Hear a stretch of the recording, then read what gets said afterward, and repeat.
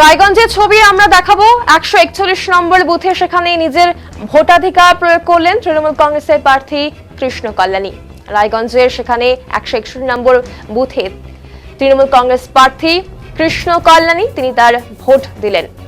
রায়গঞ্জে করোনেশনে প্রথম দফার ভোট গ্রহণের মাঝে কিন্তু 141 নম্বর বুথে নিজের ভোটাধিকার প্রয়োগ করলেন তৃণমূল কংগ্রেসের প্রার্থী কৃষ্ণ কল্যাণী। বৃহস্পতিবার সকাল 7:15 নাগাদ তিনি করোনেশন হাই স্কুলে সস্ত্রীক পৌঁছান।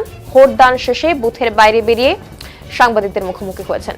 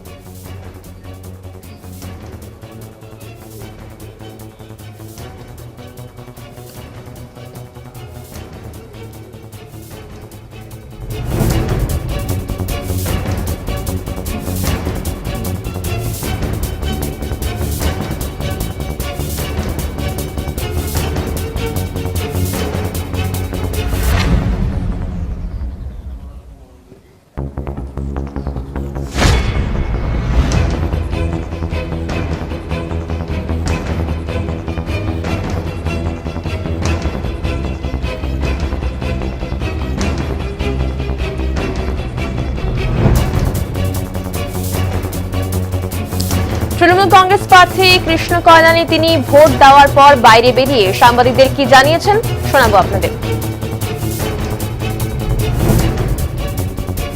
ভোট দিলেন সস্ত্রীক, কিরকম কি মনে হচ্ছে, কি বলবো? খুব ভালো হচ্ছে গণতন্ত্রের উৎসবে। আমি সস্ত্রীক সামিল হলাম। আমি রায়গঞ্জবাসীকেও আহ্বান করব যে আজকে রায়গঞ্জের ওয়েদারটা খুব প্লেজেন্ট ওয়েদার রয়েছে, আর 12টা 12:30টার মতো এই ধরনের প্লেজেন্ট ওয়েদার হবে। আপনারা সকাল সকাল আসুন, নিজের মতদান প্রয়োগ করুন। 12:30টার পর একটু তাপপ্রবাহ হবে, তো আপনারা চেষ্টা করুন তাড়াতাড়ি এসে ভোট কেন্দ্রে এসে আপনাদের মতদান প্রয়োগ করুন। আর আপনারা দেখুন যে আপনাদের এলাকার উন্নয়ন করতে পারবে, যারা আপনারা পরিষেবা পাবেন, অলরেডি আপনারা তাই করে ফেলেছেন। আপনাদের জনদের সঙ্গে ভাবলেন আমরা মাথা পেতে নেব, তো আপনারা আসুন এই গণতন্ত্র উৎসবের সামনে। কি মনে হচ্ছে আগে এতদিন থেকে প্রচার করবেন? আজকে দেখুন প্রচার চলছে, কোনো কাজ করেছি, কাজের খতিয়ান জনগণকে দিয়েছে, এবার জনগণ বিচার করবে।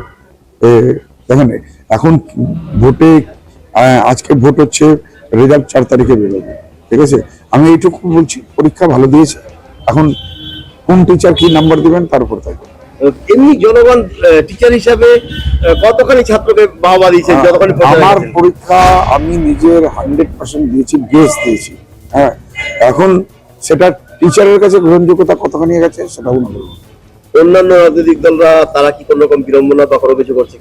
না, আমরা দেখুন সবাই বন্ধুত্বপূর্ণ ভাবে লড়েছি। ভাবে নেন গণতন্ত্রের উৎসবে সামিল হয়েছি।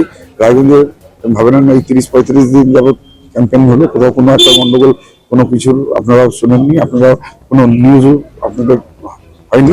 তো এটা বলবো আজকেও যাতে না হয়, অপ্রীতিকর ঘটনা যাতে না হয়, শান্তি শৃঙ্খলা ভাবে যাতে ভোট হোক। আর সাধারণ মানুষ তাই করুক তাদের মতদান দিয়ে, এখানে কাউকে ইনফ্লুয়েন্স কিংবা প্রভাব বিস্তার করে যাতে ভোট নয়, সবাই যাতে আইন শৃঙ্খলা মেনে যাতে চলে, এটাই নিবেদন। দলীয় কর্মীদের জন্য কি নির্দেশ দেওয়া আছে? দলীয় কর্মী নিজেদের কাজ করছে। তারা আমাদের দলের কর্মী আছে, তারা শুধু ভোটের দিন কাজ করে না, তারা সারা বছর কাজ করে। আমাদের দলের কর্মীদের তাকে পোলিং এজেন্ট বানাবো, মানে তার জন্য লাইন লাগে। আমাদেরকে 3000 টাকা দিয়ে পোলিং এজেন্ট কিনতে হয় না, বসাতে হয়। অন্যান্য বিরোধীরা কি টাকা দিয়ে কিনে নিশ্চিত যাদের আপনি দেখুন ভিড় হচ্ছে না, 10 জন লোক পাচ্ছে না, তারা তো তাই করছে। আর কে কর্মী আর কে কেনা পোলিং এজেন্ট এটা দেখলেই বুঝে যাবে। এখন আমি একটু গ্রামের দিকে যাবো, গ্রামের সব রকম ঠিকঠাক আছে না, বুথে গিয়ে ঘুরবো, আর ঘোরার তারপর আমি 10টার পর শহরে থাকবেন না, উনি নেওয়ার মতো যাবেন। আমাদের যেটা আমার বাবা পুরোনো ওয়ার্ড ছিল 17 নম্বর, 18 নম্বর, উনি ওই ওয়ার্ডটাই থাকবেন। হ্যাঁ, আমাদের পুরানো বসতবাড়ি, ওখানে থাকবেন আর যতখানি পারবেন দেখবেন। মানে ওখানে ওনার অনেক বন্ধু বান্ধব রয়েছে, যাতে আইন শৃঙ্খলা যাতে ভালোভাবে লাইন এটা মেনটেন হোক, সবাই যাতে খুব আনন্দ সহকারে গণতন্ত্রের উৎসবে সামিল হোক, তবেই নিয়ন্ত্রণ প্রয়াস থাকবে। রায়গঞ্জবাসীর জন্য কি বলছেন শেষ? রায়গঞ্জবাসীর জন্য এটাই বলবো, রায়গঞ্জবাসীকে যে এখন সকাল সকাল খুব প্লেজেন্ট ওয়েদার আছে, আপনারা গণতন্ত্রের উৎসবে সামিল হন। আর আপনারা বেছে নিন আপনাদের কে বিধায়ক হবে, আপনারা বেছে নিন আপনার বিধায়ক কেমন হবে, আপনারা বেছে নিন আপনাদের এলাকায় কে উন্নয়ন করতে পারবে, আপনারা বেছে নিন আপনাকে কে বেটার পরিষেবা দিতে হবে। আপনাদের জনাদেশ আমরা সারা খবর নিচ্ছি। নমস্কার।